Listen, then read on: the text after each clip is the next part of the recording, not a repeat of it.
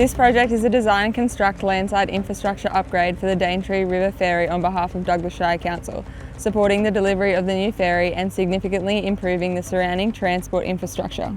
Working alongside Hanson Engineering and in close collaboration with Douglas Shire Council, we've developed a practical, constructible design that addresses the unique challenges of this environmentally sensitive site.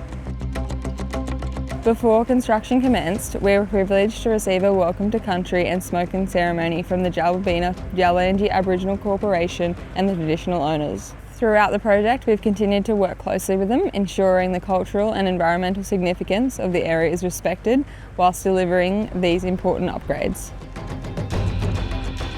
The project involves constructing new road alignments, widening existing roads, installing new culverts and drainage infrastructure, electrical services, ferry booths, boom gates, concrete works and new boat ramps. One of the most technically challenging aspects has been overcoming extremely soft marine mud foundations requiring up to 1 metre of rock bridging reinforced with a combi grid geogrid to create a stable platform for the new infrastructure.